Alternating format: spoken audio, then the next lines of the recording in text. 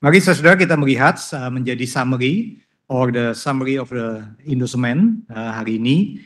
Indikator utama dari tahun 2023 dari data ASI, pasar semen domestik kita bertumbuh 3,6%, jadi 64 juta ton ya. Jadi 64 juta ton dengan pasar kantong kurang lebih 0,1%.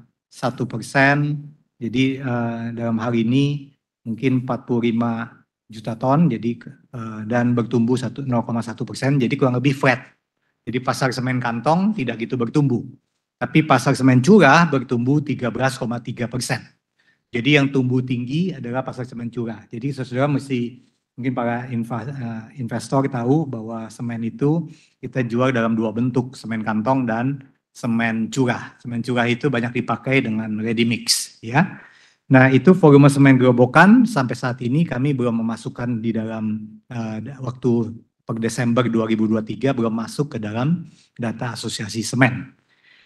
Sedangkan porsi semen curah, pasar semen curah ini tahun 2023 terus meningkat, porsinya makin lama makin besar, jadi 29%. Tahun kemarin 27%. Ya, tahun 2021 22%. Artinya apa?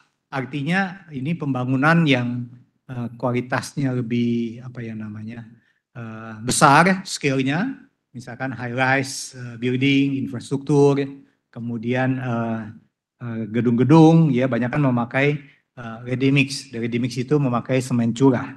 Nah ini porsi ini makin lama makin naik. Demikian juga artinya pembangunan logistik, jalan-jalan sudah makin baik sehingga kita makin bisa mendeliver yaitu semen curah ya, itu kurang lebih ceritanya. Nah di mana pembangunan IKN sendiri mendorong pembangunan pertumbuhan pasar curah ini sangat tinggi, yaitu plus 92%. Ya, jadi itu menyebabkan komposisi semen curah sekarang naik jadi 29%.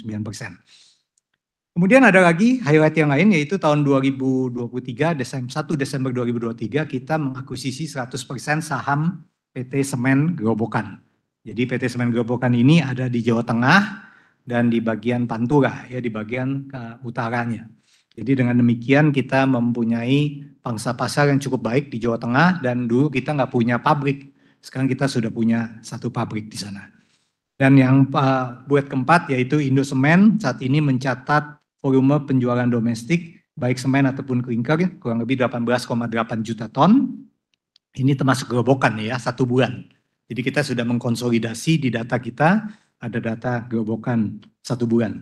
Jadi atau ini bertumbuh 8,6% ya. Diutamakan saudara kalau sudah melihat ekspor itu kita highlight juga cuman 579.000, tapi itu sebetulnya udah naik sangat tinggi, 89% naiknya. Ya dengan komposisi kita top 3 negara ekspor itu sebagian besar ada di Bangladesh 173.000, di Australia 133.000 dan Brunei 123.000. Yang menarik saudara, ini untuk pertama kalinya kita bisa masuk lagi di dalam pangsa pasar Australia. Karena kita punya semen Bosowa di Sulawesi ya. Jadi kita baru saja mengambil alih semen Bosowa itu pada September 2022 dengan cara menyewa pabriknya. Jadi dengan adanya pabrik di Sulawesi Selatan, makanya kami bisa mulai kompetitif lagi, bisa ekspor pakai kapal gede, kapal besar 50.000 ton ya. Itu kurang lebih yang Indosemen lakukan. Dan kabar gembira lainnya yaitu pangsa pasar semen domestik kami sudah naik ke 27,3% di bulan Desember ya. Ini adalah langkah yang baik di mana Jawa 33,9 dan luar Jawa 20,5%. Jadi dengan ini sudah termasuk 1 bulan gerobokan. Jadi dari 25,5 sudah naik menjadi 27,3%. Nah nanti saudara bisa melihat lagi tentunya pangsa pasar ini berkembang ya di tahun ini juga makin lama makin baik dengan adanya 1 pabrik yang baru di Jawa Tengah tadi. Pendapatan neto kita bertumbuh kurang lebih 10% atau 9,9% menjadi 17,95 triliun ya dari peningkatan volume penjualan. Demikian juga kita juga mengalami beban pokok pendapatan meningkat 8,2% menjadi 12,1 triliun. Ini sih lebih rendah dari persentase peningkatan pendapatan neto. Karena memang kita ada penghematan biaya energi, yaitu batu baranya kita tetap memakai Rosivi Core dan juga DMO Core yang makin menjadi sangat signifikan di tahun 2023. Jadi para investor mesti tahu juga bahwa bahan bakar ini menjadi titik lemah daripada Indosemen tahun 2022, di mana kita hanya sebagian kecil bisa memberi DMO waktu itu. Tapi tahun 2023 kesebalikannya. Sebagian besar kita tutup dengan harga DMO, artinya harga yang sudah ditetapkan oleh pemerintah yang jauh lebih rendah daripada indeks. Ya. Nah, margin menyebabkan margin EBITDA jadi bagus ya 20,4% dan kita bisa merecord 3,6 triliun. Laba tahun berjalan juga sebesar 10,9%, ini sekitar 1,9 triliun. Nah, saudara, itu mengenai indikator utama. Dan kemudian bagaimana mengenai keberlanjutan ya. Jadi sebagian besar mungkin para investor khususnya yang sangat concern dengan CO2, dengan karbon, emisi dan lain-lain. Emisi CO2 kita sebetulnya cukup baik ya. Jadi sudah makin lama makin kecil. Jadi 546 kg CO2 per ton semen. Dan ini lebih rendah dari tahun kemarin 587 kg CO2 per ton semen ekuivalen. Dan tentunya kami punya target tahun 2030 ini bisa mencapai di bawah 500 kg CO2 per ton semen ya. Jadi kami targetkan 490-an lah. Lebih begitu. Sedangkan NOx, SOx, emisi debu jauh di bawah apa yang pemerintah tetapkan, ya kita jauh di bawahnya. Jadi kita sangat aman pabrik kita. Dan juga kabar yang lain yang saya mau sampaikan, kita di Indosemen untuk mungkin pabrik yang pertama di Indonesia yang menginstall namanya hot disk. Hot disk facility ini adalah untuk bisa memakan, bisa mengabsorb, bisa mengolah bahan bakar alternatif. Jadi dulu ukurannya sangat kecil-kecil, bahkan kita mesti cacah. Sekarang ukurannya lebih besar, kita masih bisa makan. Karena ada hot disk yang kita makan, jadi kayak plate gede yang berputar, dan kita panasin, dan itu bisa menggantikan batu bara yang dengan volume yang tinggi. Jadi itulah sebabnya ini keunggulan Indosemen untuk membuat konsumsi RDF, konsumsi dari waste material yang kita bisa absorb lebih banyak lagi. Nah, itu kurang lebih gambarannya.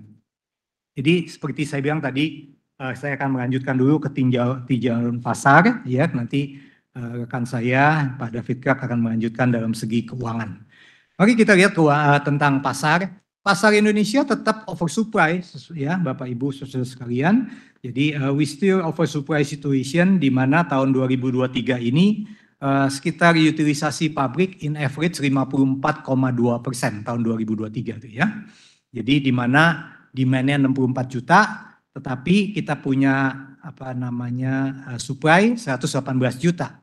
Jadi masih ada kelebihan yang cukup signifikan sekitar 54 juta ton.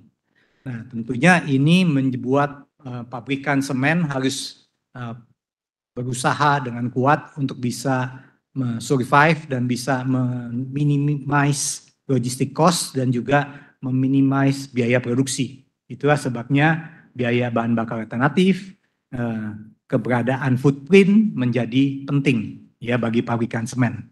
Nah, saudara, di dalam oversupply seperti ini, memang kalau kita melihat di sisi supply masih ada penambahan sayangnya ya. Kalau saudara melihat dari tahun 2022 ke 2023 ada penambahan kurang lebih 1,3 juta ton.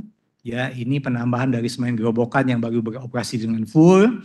Kemudian tahun-tahun depannya bertambah lagi tuh kalau saudara melihat 1,7 tambah lagi 1 juta ton. Jadi kurang lebih ada 2,5 juta ton itu dari Hongxi. Ya, kami memperkirakan ada pabrik semen yang baru yaitu di Kalimantan Timur. Ya, Kalimantan Timur itu dekat IKN ada pabrik semen Singa Merah atau Kobeksindo ya.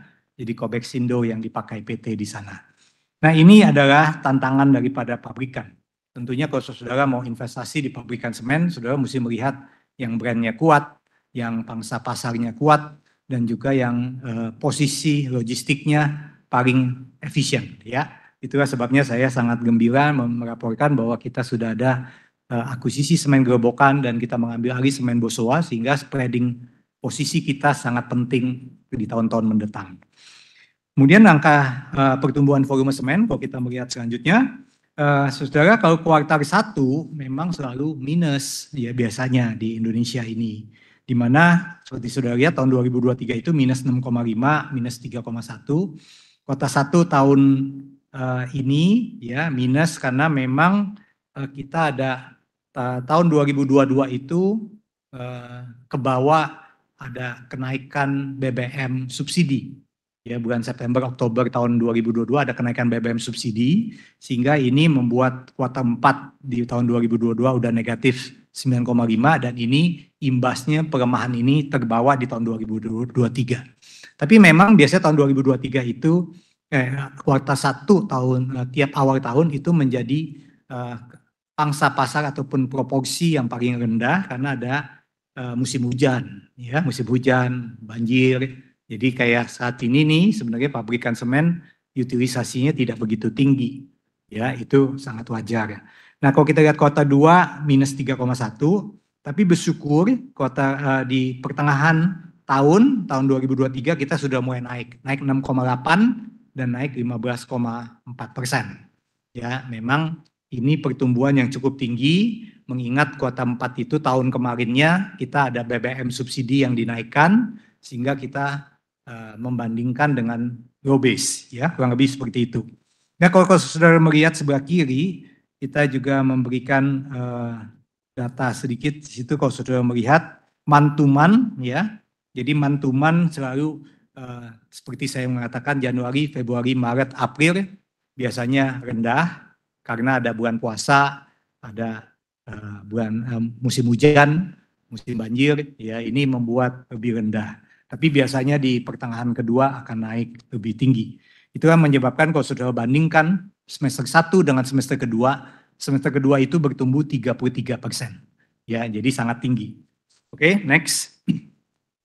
Nah ini adalah peta kalau saudara melihat next page ya. Jadi kalau kita lihat ini peta ini adalah peta pertumbuhan year on year di tiap-tiap daerah. Jadi dari warna saja saudara bisa melihat yang merah itu yang bertumbuh negatif. Daerah mana saja yang bertumbuh negatif? Sayangnya saudara yang bertumbuh negatif salah satunya adalah West Jawa dan Center Jawa ya. Jadi tetapi yang bertumbuh sangat positif yaitu daerah Kalimantan ya, tentunya Kalimantan plus 22,%. Karena apa? Karena Kalimantan itu ada IKN ya, pembangunan IKN. Jadi sangat tinggi dan juga pembangunan smelter sudah mulai dilakukan di North Maluku. Kalau sudah melihat tuh ada di North Maluku, Halmahera itu ada smelter. Ya membangun smelter, jadi tinggi. Tapi jangan lupa ya. Jadi ini naik tinggi, tapi dari base yang kecil. Jadi itu yang kotak di bawahnya, saudara ya. Jadi kotak di bawahnya, kalau yang oval itu adalah GDP atau GDP daripada per area. Tapi kalau yang kotak-kotak itu adalah semennya. Jadi walaupun Jawa pertumbuhannya negatif, tapi dari segi jumlah konsumsi semennya paling besar ya, jadi tetap 57,4%, ya 57,4% itu cukup tinggi ya di daerah Jawa itu sekitar itu ya, karena memang GDP-nya juga sekitar 57% ya. Di Sumatera GDP 22%, pertumbuhan semennya itu ya sekitar itu juga ya. Jadi ini yang membuat kita bisa melihat bahwa komposisi pertumbuhan di tiap-tiap daerah itu Jawa tetap paling penting. Ya walaupun pertumbuhannya negatif, tapi Jawa itu paling besar. Nah Kalimantan itu sekitar 8%, Sulawesi itu sekitar 9%-an ya. Jadi nah Sulawesi ini makin lama makin baik karena ada smelter banyak di sana, nikel. Ya nikel ada steel slag juga sebelah sisi Morowali, di Konawe ada nikel ya. Dan ini membuat sangat positif pertumbuhan Sulawesi. Itulah sebabnya Indosemen ikut masuk di Bosowa karena kami percaya pertumbuhan di daerah timur akan makin lama makin baik. Nah, saudara bisa melihat dengan adanya pabrik di South Kalimantan ya dan juga di South Sulawesi, kita membuat untuk supply ke IKN kita ada 3 pabrik, 2 di Bosowa, 1 di Tarjun. Ya, dan untuk supply ke East Jawa kita ada unit penggilingan semen yaitu di Banyuwangi. Jadi kita bisa supply dari Tarjun dan Bosowa, Maros untuk bawa klinker. Jadi Bari dan sekitarnya itu kita supply dari Banyuwangi. Nah sekarang kita punya gerobokan di tengah. Ya, jadi saya percaya ini uniknya Indosemen. Ya, jadi Indosemen sudah mulai punya, tadinya cuma Jawa Barat dan Kalimantan Selatan. Sekarang tahun 2022 kami expanded ke Bosowa, kita ambil alih. Jadi Sulawesi Selatan kita punya. Dan ini bisa supply ke Australia, bisa supply ke Halmahera, ke Konawe, ke Morowali dengan gampang.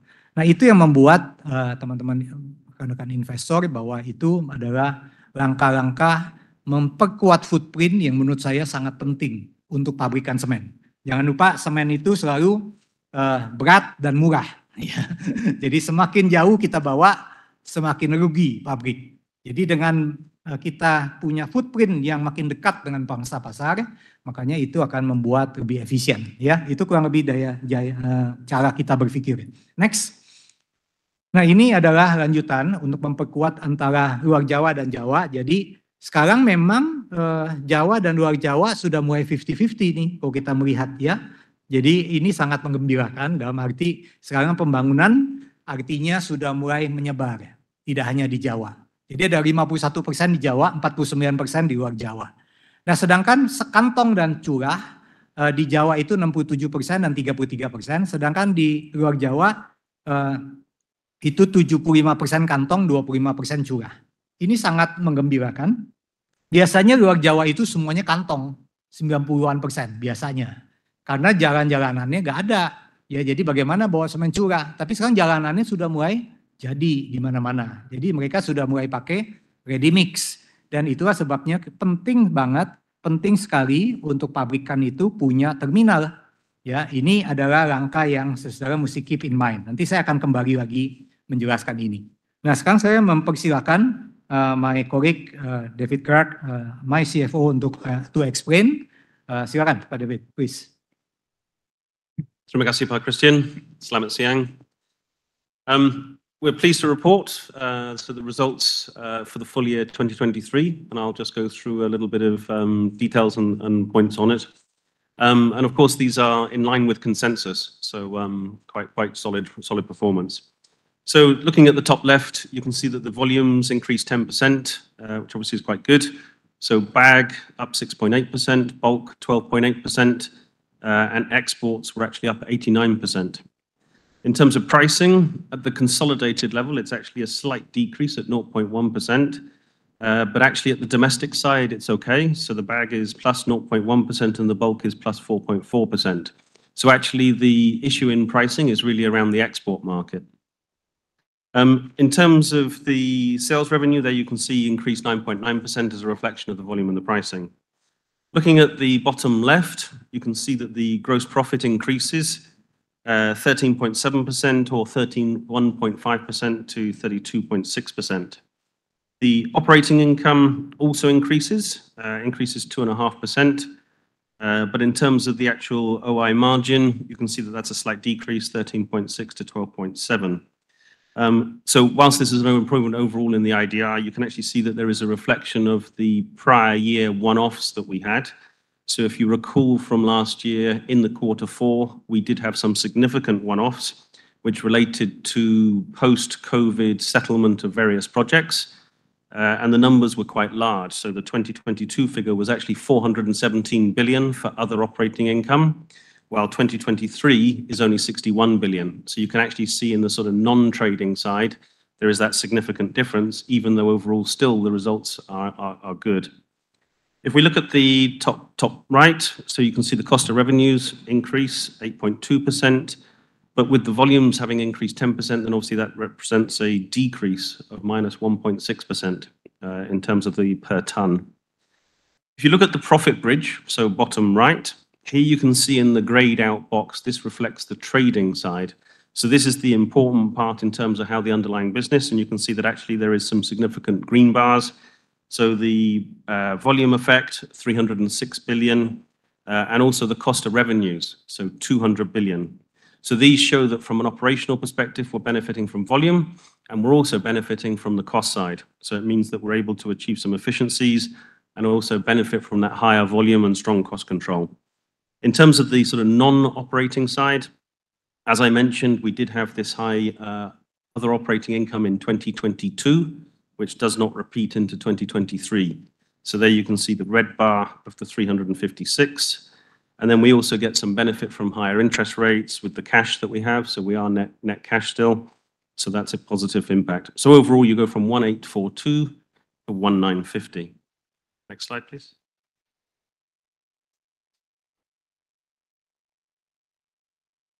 So looking at the top left, as usual, we give you the composition of the costs.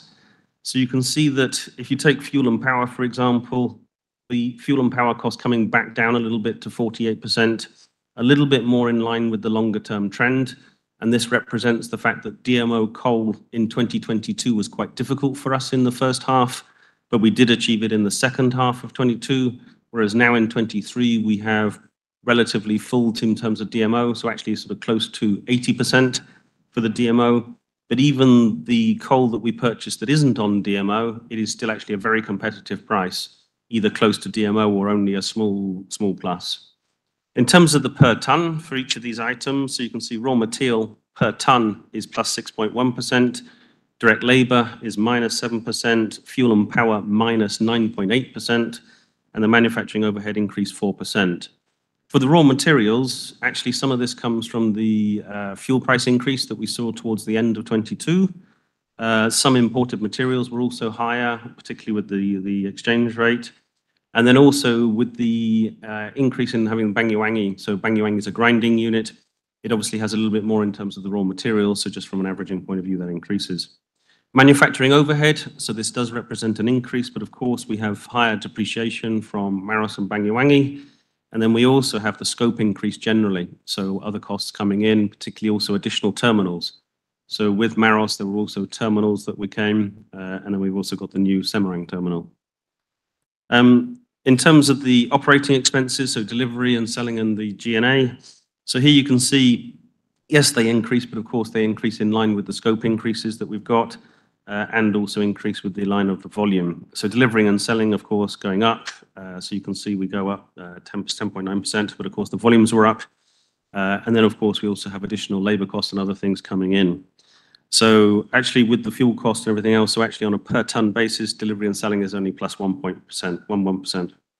And then for the G&A, again, increasing because of scope, but overall actually is on a per ton basis a reduction. Now, if we turn to the margins, so if we look at the gross margin, again, we're pleased that Q4 shows a good increase to 35% from 33% in the previous quarter. So a good quarter-on-quarter benefit. You can see that we get much higher volumes in the Q4, which is our normal seasonality. And then lower Q4 margin really sort of again representing some of those one-offs that I mentioned. So again, we need to differentiate between what is trading, which actually is very good, and also the non-trading, whereby we don't have that one-off increase from the year on year. If we look at the EBITDA, so EBITDA again increases quarter on quarter from 21% to 22%. And again, this represents the fact that the difference here you can see with the Q4 prior year being 30%. So again, that's that one-off impact coming in there. So I think overall, you can see that we have some very good cost leadership. And again, we continue all of our focuses to use the push on high new technology use in order to be able to get additional cost saving. And of course, we use alternative fuels. We push on the DMO. So every possible lever, we make sure that we push in order to maintain that strong cost leadership. Okay, next slide, please.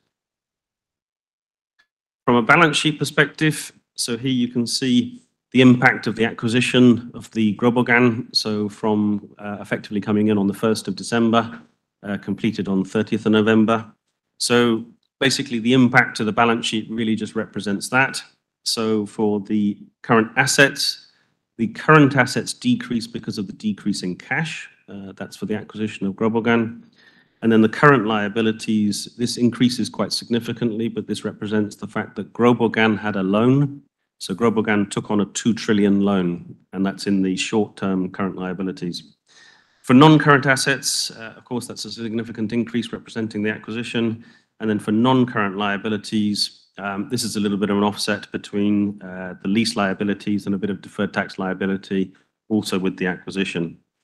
Turning to cash. So cash is still positive. We are still cash positive.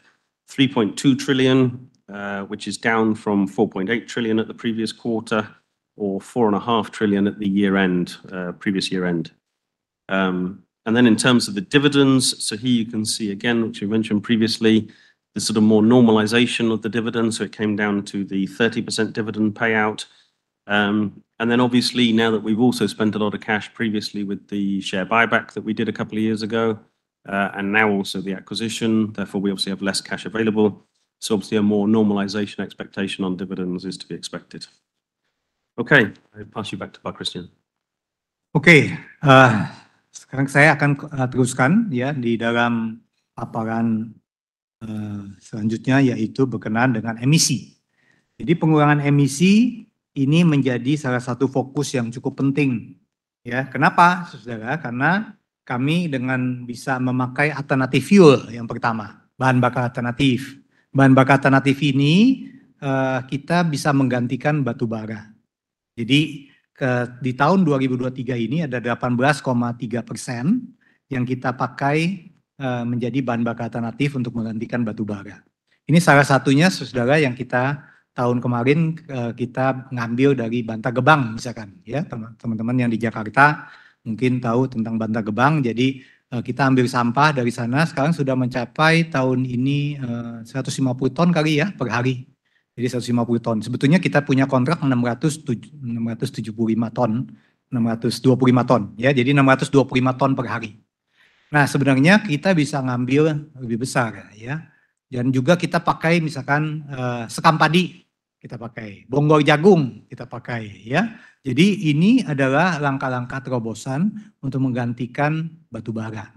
Dengan batu bara sekitar $50-an, kita bisa bayar RDF ini dan juga bayar bahan bakar alternatif mungkin sekitar 40% atau lebih rendah. Bahkan sebagian kita dapat bayaran, ya, untuk membersihkan oil sludge dan lain-lain, kita kadang-kadang dapat bayaran. Jadi saudara sangat signifikan. Ya, kalau kita bisa menggantikan batu bara ini dengan komposisi yang makin besar, ini tentunya menguntungkan bagi pabrikan, ya, dan juga tentunya dari segi environment ini jauh lebih baik. Demikian juga kalau saudara melihat akibatnya, efek nyatanya yaitu CO2-nya makin lama makin tinggi.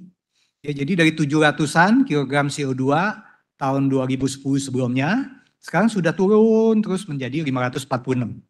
Ya, jadi ini adalah langkah besar daripada pabrikan, dari khususnya Indosemen, dan saya percaya ini juga akan industri semen pada umumnya akan berusaha menuju ke sini. Ya, kita berharap tahun 2030 kita bisa mencapai 490 kg CO2 per ton semen.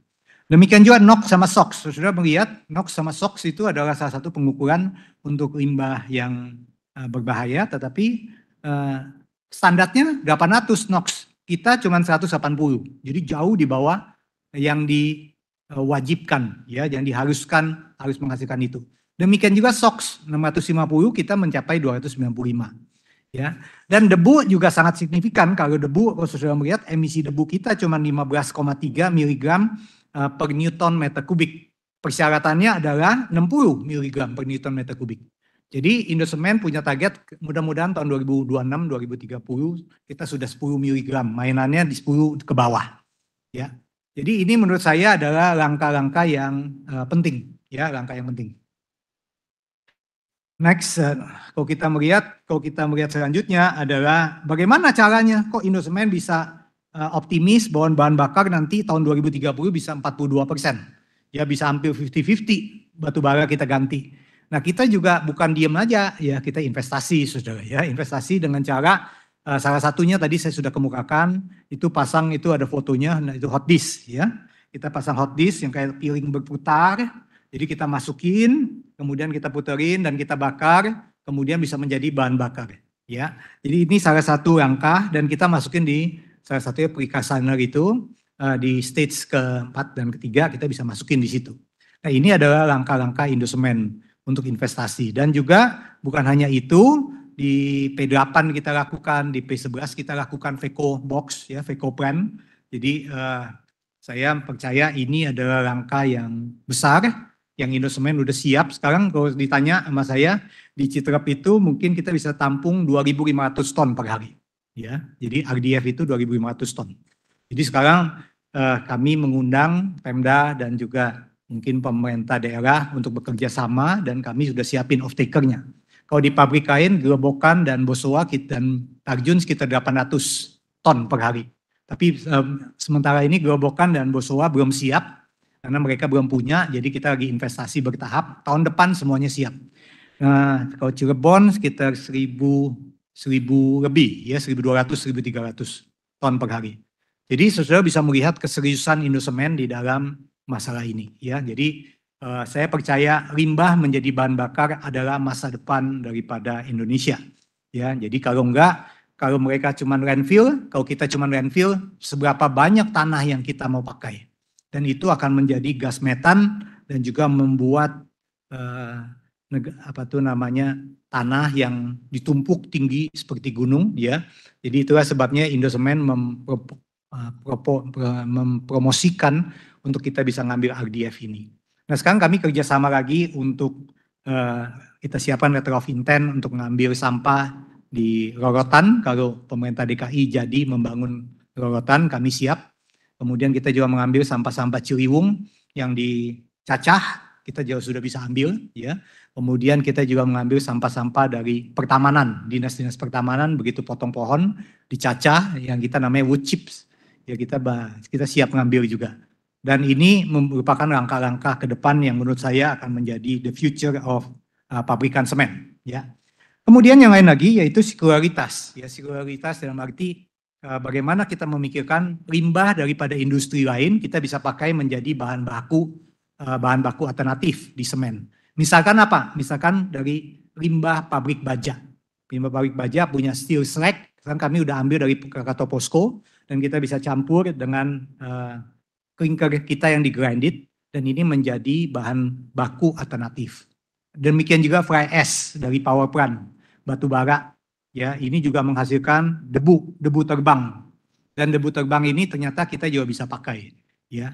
Jadi itu langkah-langkah Indosemen yang menurut saya sangat penting dan ke depan mungkin itulah gunanya pabrikan semen, kita bisa mengabsorb berbagai limbah dan bisa menangkapnya dan juga bisa membuat environmental friendly, ya.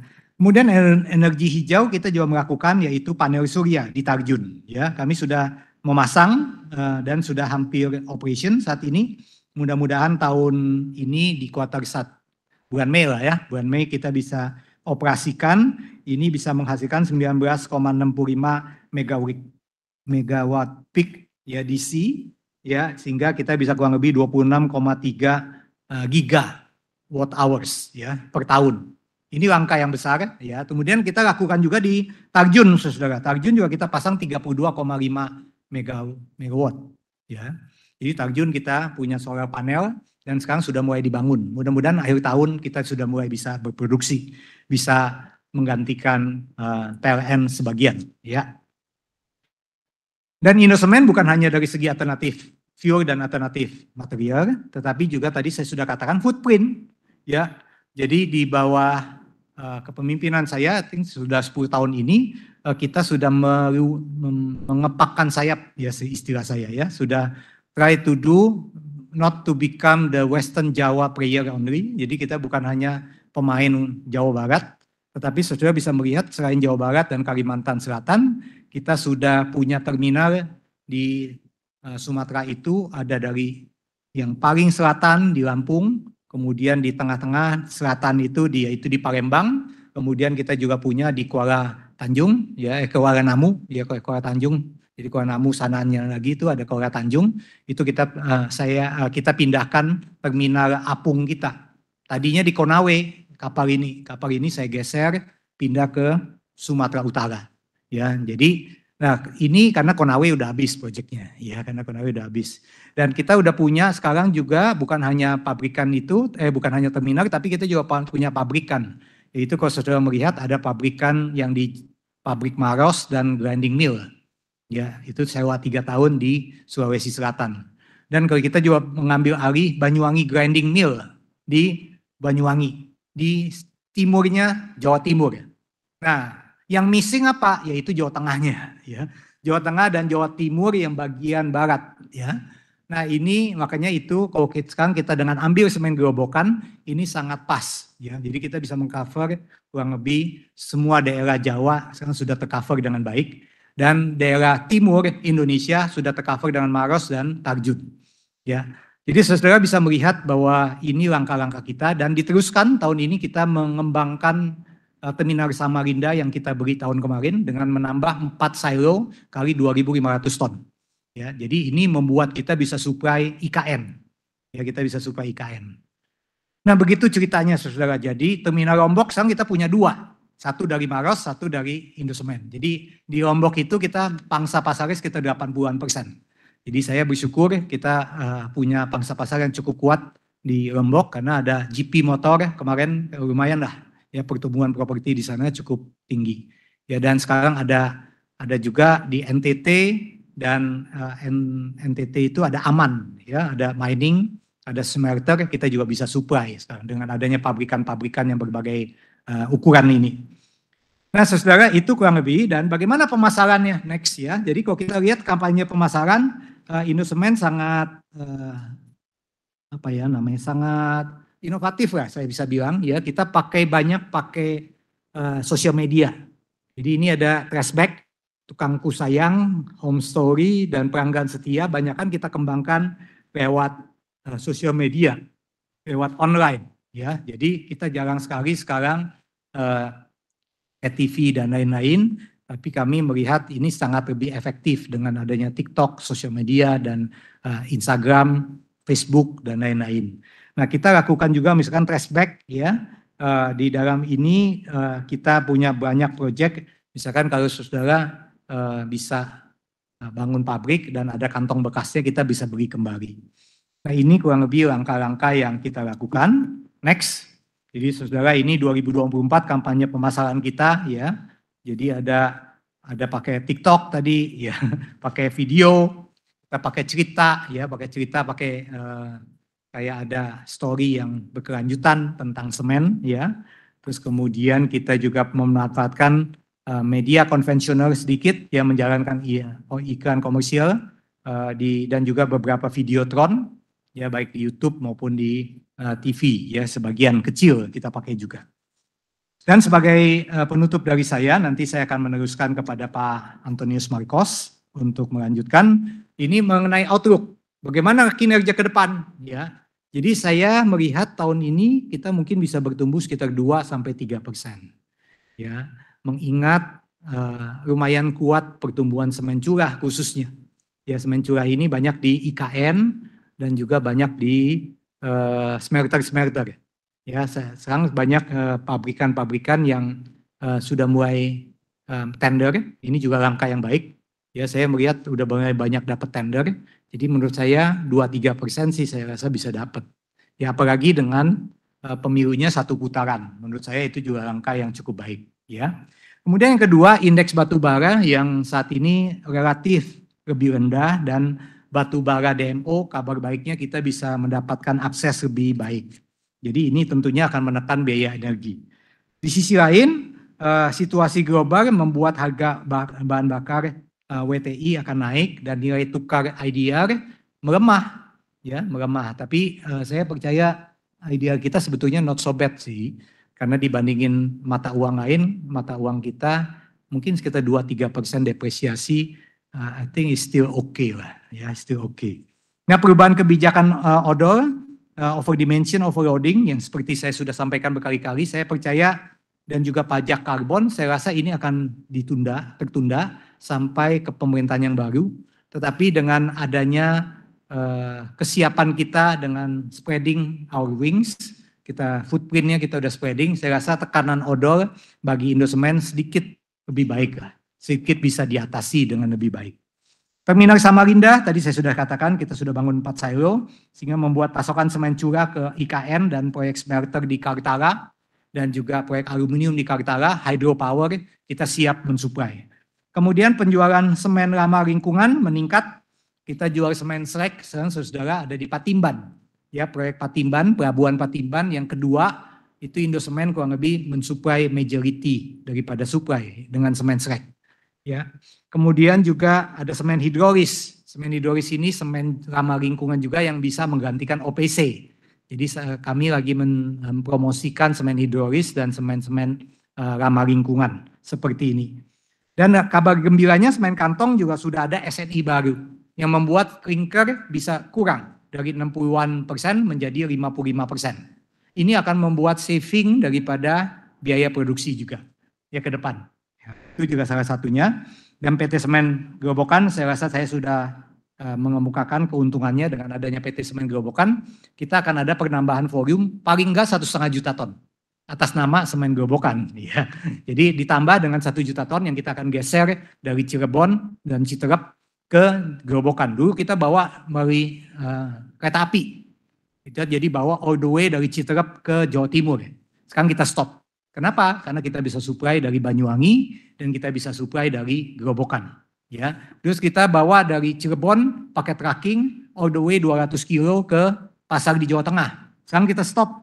Kenapa? Karena kita bisa bawa dari Semen Gerobokan yang cuma 30 kilo, ya 20 kilo, 30 kilo. Dan ini akan menghemat ongkos biaya logistik di tahun ini.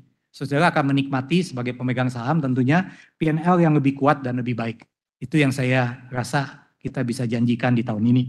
Dan kemudian investasi masa depan, kami akan terus-menerus lakukan untuk biaya, untuk menghemat biaya energi. Kita akan tetap sustainable energy, ini penting. Kemudian juga digitalisasi dan otomatisasi, ya, khususnya di Semen Gerobokan dan pabrik Semen Maros. Karena mereka tertinggal, jadi kami mesti mengejar supaya mereka ikut standar kita.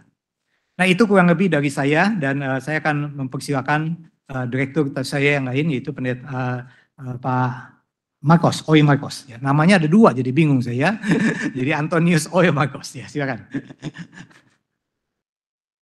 Terima kasih Pak Christian.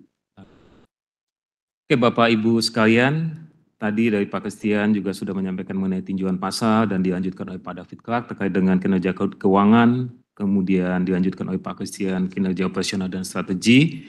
Saya masuk ke bagian yang lebih ringan ya, mengenai human capital, mengenai good work, dan juga apa-apa yang kami sudah dapatkan terkait dengan penghargaan di tahun 2023. Bapak Ibu sekalian, kalau di slide Bapak Ibu sekalian sudah bisa melihat jumlah tenaga kerja kami pada posisi akhir tahun 31 Desember 2023 ada sebanyak 4.446, di mana kalau Bapak Ibu sekalian lihat jumlah tersebut sudah mengalami penurunan yang cukup signifikan sejak tahun 2017 sebanyak 27%. Hal ini semata kami lakukan supaya Indosemen dari sisi tidak hanya dari sisi cost yang kami membuat kami menjadi cost leadership, tapi dari sisi sumber daya manusia kami juga menginginkan Indosemen menjadi suatu pabrikan yang memiliki daya saing di sumber daya manusia. Dan kalau Bapak Ibu perhatikan di tahun 2023 kurang lebih ada sebanyak 130 karyawan kami yang memasuki masa pensiun. Namun kami juga tidak tinggal diam, kami mempersiapkan generasi baru untuk siap melanjutkan tongkat estafet. Jadi kami 33 MT sudah onboarding di 1 Maret ini untuk menggantikan rekan-rekan kami yang sudah memasuki masa purnabakti. Tentu kami setiap tahunnya biasanya setiap 2 tahun sekali kami merekrut para generasi muda gitu ya untuk menggantikan teman-teman ataupun karyawan kami yang pensiun, dan kami fokus untuk memilih mereka yang berkualitas dari berbagai universitas yang ternama dan juga dengan standar kriteria yang tinggi dengan tujuan supaya mereka itu memiliki bibit-bibit yang baik gitu ya, dan kami mempersiapkannya supaya nantinya mereka menjadi generasi penerus yang baik dan juga yang kompeten. Dan kalau Bapak Ibu lihat di situ satu ada di tahun 2023 kami kembali mendapatkan sebagai salah satu perusahaan yang menjadi pilihan bagi pilihan generasi muda untuk tempat bekerja, di mana kami mendapatkan award dari Asia Employer Brand Awarding, di mana itu merupakan satu ajang yang diperlombakan untuk menilai perusahaan-perusahaan mana yang menjadi tempat yang menjadi pilihan yang terbaik untuk bekerja. Dan kami alhamdulillah menjadi salah satu tempat yang terbaik untuk generasi muda untuk bisa bekerja. Next. Bapak Ibu sekalian, terkait dengan human capital, tentu kami menginginkan kami punya karyawan ini adalah karyawan yang aktif gitu ya. Tidak hanya aktif di dalam berbagai kegiatan di lingkungan perusahaan, namun juga aktif turut berpartisipasi di berbagai ajang, baik ajang nasional maupun internasional ataupun di ajang yang kaitannya dengan kepemerintahan, kami turut aktif. Apa yang bisa kami kontribusi, kami coba untuk ikut berperan aktif. Kalau Bapak Ibu lihat di pojok atas sebelah kiri itu, kami mengirim, kami punya tim untuk mengikuti perlombaan ICQCC, yaitu suatu perlombaan mengenai ajang konvensi mutu tingkat internasional di Beijing, China. Dan puji Tuhan, 2 tim yang kita kirim itu dua-duanya memenangkan medali gold, medali emas. Ini tentunya menunjukkan bahwa Indosemen di dalam kami punya DNA-nya itu ada yang kami sebut sebagai DNA inovasi, di mana setiap tahunnya inovasi tersebut kami lakukan dan kemudian yang terbaik kami ikut perlombakan di ajang internasional. Dan kemudian kalau Bapak lihat di pojok kanan atas itu kami juga ikut aktif di dalam berbagai kegiatan yang melibatkan kabupaten ataupun pemerintahan provinsi, yang di situ adalah kami bekerja sama dengan ataupun diminta oleh pemerintah Jawa Barat untuk aktif di dalam mengkampen mengenai penggunaan limbah ya, mengenai penggunaan limbah, dan di situ dihadiri juga oleh Pak Gubernur waktu itu.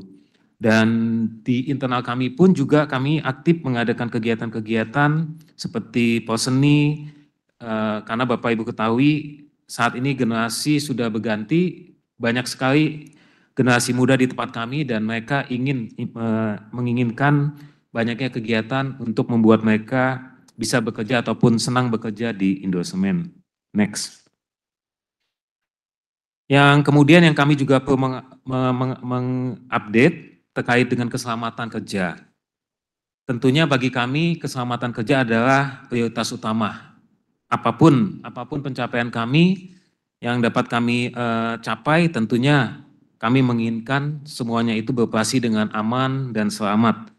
Dan kami melakukannya itu tidak hanya berupa slogan, namun betul-betul kami lakukan gitu ya. Jadi setiap awal tahun kami akan mengadakan upacara bulan K3 sebagaimana Bapak Ibu lihat, dan di situ Direktur Utama kami langsung memimpin acara pembukaan bulan K3 tersebut. Ini sebagai satu momen untuk merimain di awal tahun gitu ya, merimain kepada semua karyawan kami bahwa di dalam mereka beraktivitas harus memperhatikan keselamatan kerja, dan ini diikuti oleh semua unit operasi, tidak hanya di pabrikan semen, tapi di bisnis unit yang lain seperti di tambang batu, di terminal-terminal, dan juga di batching plant. Dan di sebelah kanan tuh Bapak lihat berbagai kegiatan yang direksi secara berkala juga turun langsung ke lapangan untuk melakukan inspeksi dengan tujuan untuk memperlihatkan kepada karyawan kami bahwa begitu kita bicara safety itu adalah dari atasan, dari pimpinan paling tinggi sampai ke lini manajer dan sampai juga ke level yang paling bawah. Demikian juga dengan training untuk selalu mengimprove terkait dengan training keselamatan kerja. Next. Nah, di slide ini Bapak Ibu sekalian, kami ingin juga memfokuskan ataupun pada tahun 2023 banyak sekali kegiatan yang kami lakukan yang kami sebut sebagai Green Movement, di mana tadi kalau Bapak Ibu sekalian ingat Pak Christian ada menyampaikan bahwa kita aktif di dalam menggunakan alternatif fuel. Nah, di sini di internal kami pun juga dari sisi yang lebih soft juga melakukan hal yang sama. Salah satunya adalah program sedekah sampah, di mana kami di sini mengedukasi kami punya karyawan di rumahnya masing-masing itu memilah sampahnya, dan kemudian setiap hari Jumat membawa sampah plastiknya itu ke Indosemen, dan kemudian sampah plastiknya ditimbang bisa ditukar poin, dan kemudian karyawan kami mendapatkan cenderamata gitu ya, dan kemudian plastiknya kami masukkan ke kita punya kilang menjadi alternatif fuel gitu ya. Jadi di internal kami pun kita mengedukasi karyawan kami seperti demikian. Dan juga di lingkungan masyarakat kami membentuk program-program bank sampah di sekitar desa-desa binaan kami. Dan setiap tahunnya kami mengadakan award yang kami sebut sebagai program Bank Sampah Award. Itu tujuannya untuk setiap tahunnya kembali merimain kami punya masyarakat di sekitaran pabrik untuk selalu sadar gitu ya akan pentingnya sampah, bagaimana mereka memilah sampah dengan baik, dan bagaimana sebenarnya sampah itu bisa menghasilkan, bisa memberikan nilai tambah. Nah, contohnya di tengah-tengah itu di unit Citelep itu ada program Sabala, singkatan dari sampah sebagai pengganti batu bara. Nah, itu satu program yang sangat menarik karena kenapa?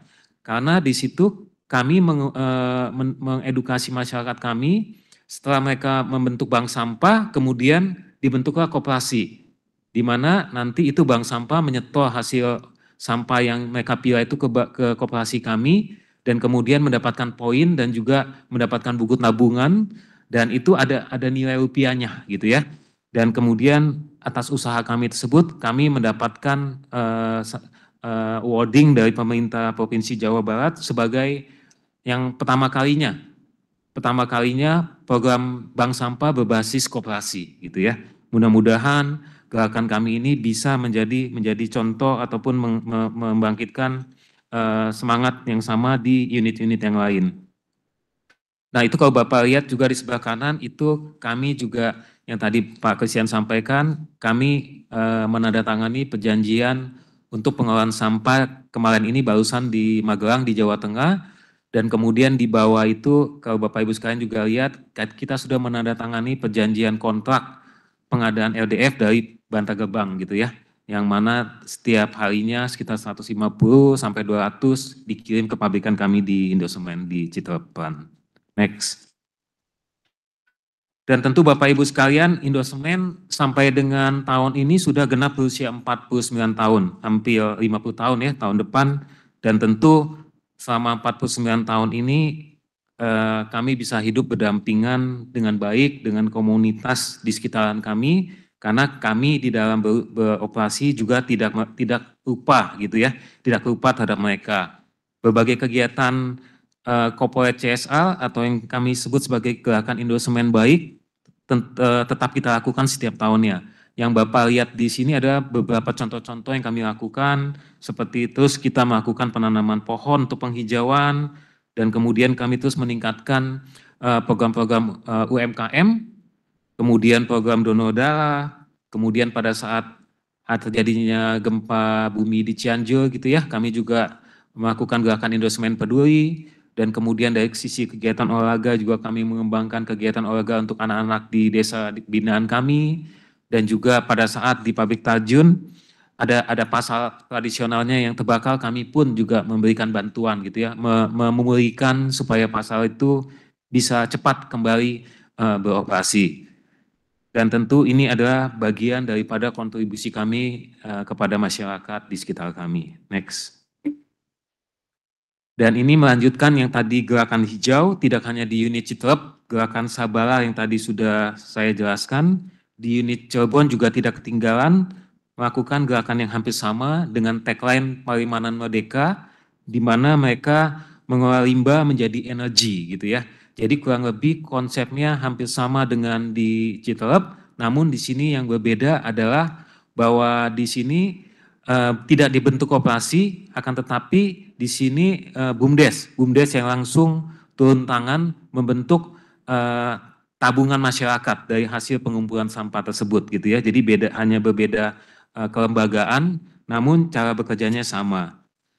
Dan di unit Tajun pun juga kami juga selain mengembangkan wisata, yang mana wisata ini bisa mendatangkan kegiatan ekonomi di sekitaran di mana wisata itu berada. Di samping kegiatan wisata, kami juga mengembangkan ataupun mengolah sampah di sekitar tempat wisata itu juga berada. Dan Tajun dan Cirebon juga mendapatkan penghargaan predikat terbaik ataupun yang pertama kali di masing-masing lokasi ya, di Kalimantan Selatan dan juga di Cirebon. Next.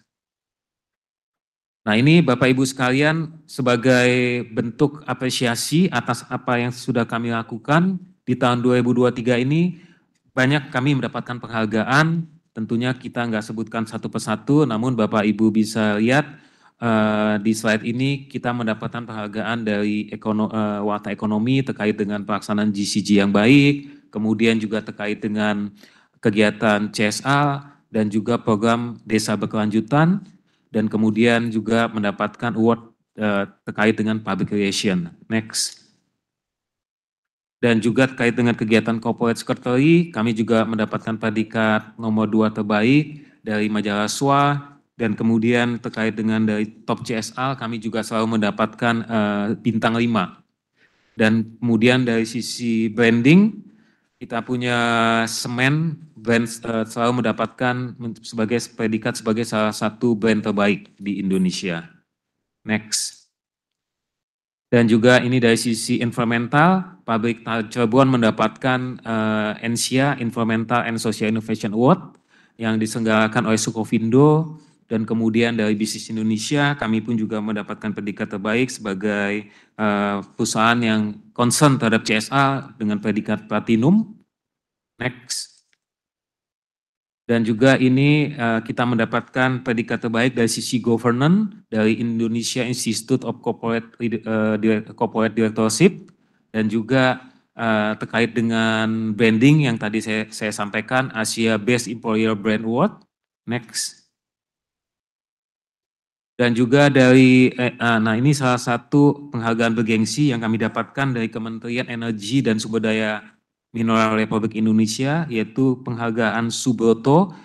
Di sini hanya perusahaan-perusahaan yang memang dinilai concern terhadap pengurangan CO2 yang mendapatkan. Dan di sini kami kedua kalinya ya, sejak 2 tahun berturut-turut kami mendapatkan penghargaan. Dan kemudian selanjutnya juga kami mendapatkan penghargaan dari International Convention of Quality Convention Cycle ya, dengan gold medal, dan juga terkait dengan kami punya CEO dinobatkan menjadi salah satu CEO terbaik di tahun 2023 dengan kategori construction material. Next. Dan juga Bapak Ibu sekalian yang juga kami patut berbangga dan patut bersyukur, di akhir tahun kami 3 komplek pabrik kami yaitu Cistrep, Cirebon, Tajun mendapatkan penghargaan Popel Hijau dari Kementerian Lingkungan Hidup dan Kehutanan Republik Indonesia. Ini menunjukkan bahwa kami di lokasi di mana kami beroperasi betul-betul memperhatikan kaidah-kaidah lingkungan. Karena kenapa? Untuk mendapatkan Popel Hijau ini tidak mudah ya, ataupun tidak gampang, sehingga ini menjadi salah satu penghargaan dan juga bentuk tanggung jawab kami yang ingin kami perlihatkan kepada para investor bahwa kami tidak main-main di dalam mengelola lingkungan. Next. Dan yang terakhir di sini terkait dengan kembali lagi CEO kami dinobatkan menjadi salah satu CEO terbaik dari majalah SWA dan juga dari majalah Ekonomik untuk kesekian kalinya, yang menunjukkan bahwa pimpinan kami ini concern dari berbagai hal, terutama kaitannya dengan ESG ataupun kaitannya dengan bagaimana bisa beroperasi dengan berkonsep kawasan hijau. Next. Oke, demikian paparan mengenai human capital, good work, dan penghargaan.